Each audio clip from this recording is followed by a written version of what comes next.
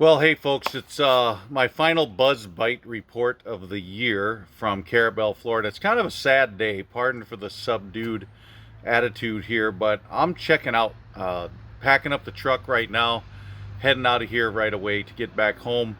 Got a big hummingbird seminar series I've got to do across the upper Midwest. Check that out on my social media, Facebook at Johnnie Candle Professional Angler if you want to know where I'm at. But man, what a fun report to give to leave.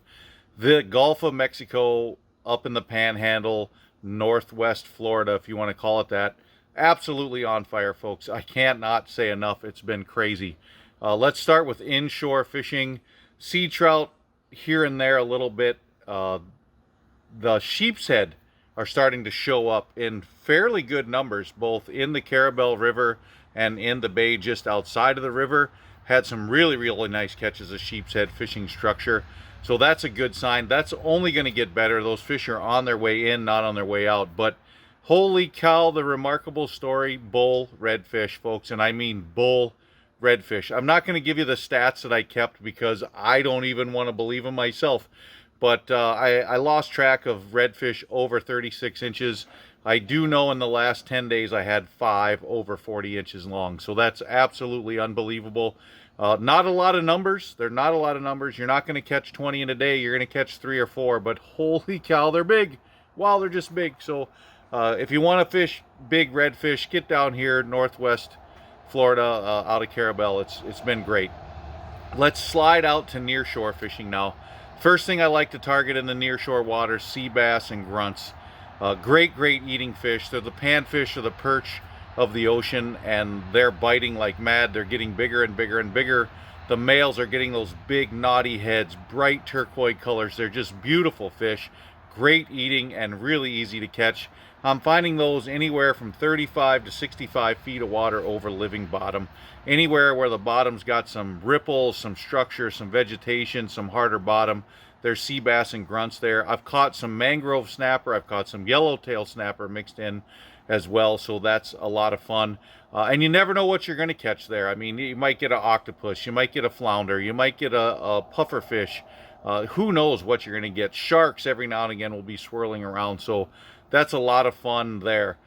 Structure near shore, holy cow. I know most of the fish you're going to catch on structure right now are out of season, but the gag groupers are biting still. Again, season's closed, but how do you go wrong catching a 30-inch gag grouper? They're a riot.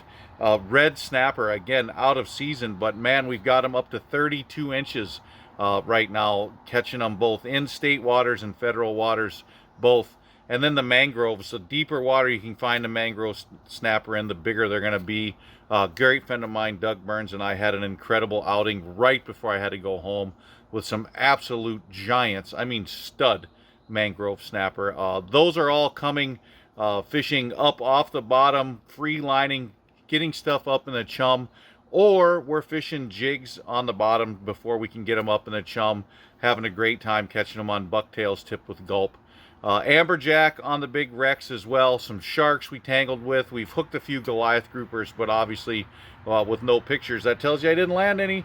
But man, what a riot that is as well. So what you want to do, get yourself some live shrimp. Get yourself some circle hooks. If you're going to fish inshore structure, a 1-ounce sinker, a 4/0 circle hook, and a shrimp with a leader about 18 inches long.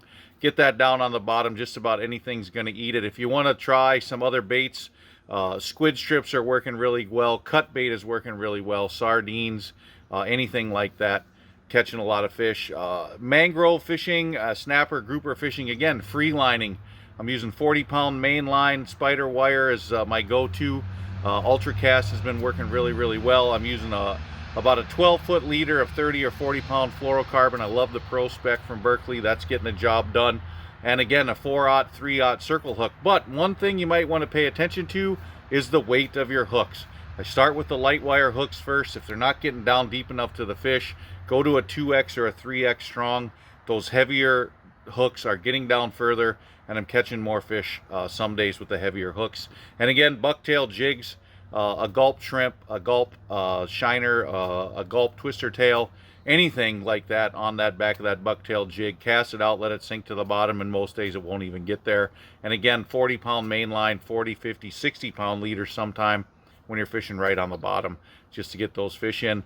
But hey, I'm going to miss Carrabelle, Florida. I'm going to miss it down here a lot, heading home again to the cold. Follow me this summer from Devil's Lake, North Dakota. If you want to know more about what I've got going down here in Florida for next winter, JohnnieCandle.com, or again, social media on Facebook, Johnnie Candle Professional Angler. Take care. We'll talk to you in a couple months.